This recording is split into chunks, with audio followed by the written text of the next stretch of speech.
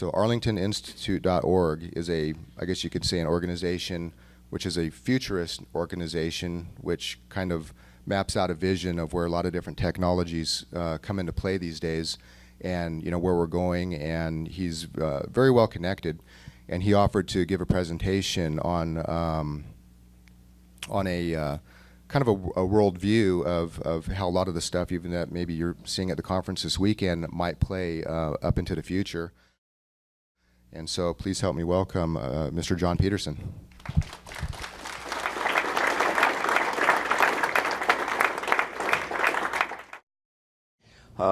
There's a term called punctuated equilibrium that evolutionary biologists use to kind of describe what from their point of view, what this history in the past looks like. And it starts billions of years ago with single cellular life, 3.5 billion years ago, and multiple cellular life at 1 billion years, and vertebrates at 500 million years, and mammals at 50 million years ago. And the relationship is interesting and important here, because as you get into these succeeding eras, each succeeding era is 1/10 of the one that preceded it. So they get shorter and shorter and shorter, like you see here.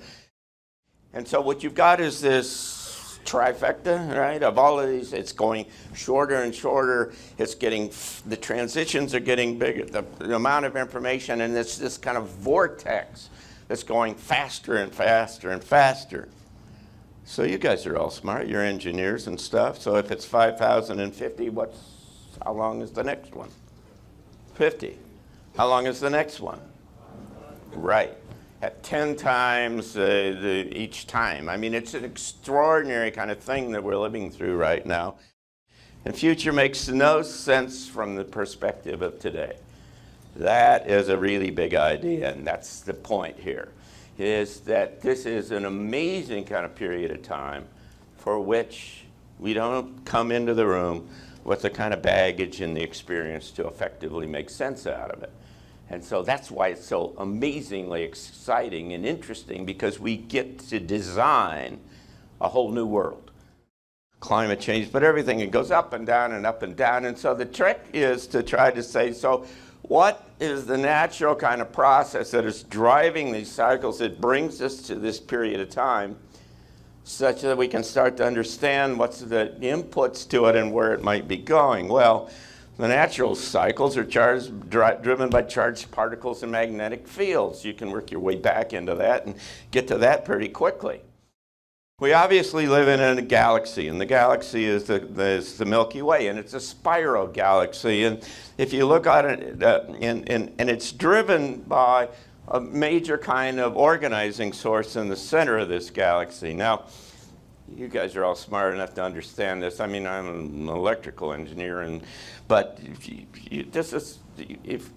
you're sitting in a spiral galaxy and you look on it edge on like this, it looks like a plate. And the reason why it looks like a plate and it's got an axis like that is because the energy, the organizing energy, has got a narrow beam width. It's like flat, right?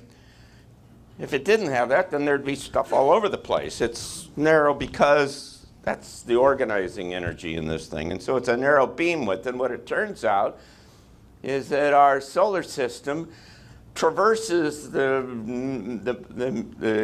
axis of that beam.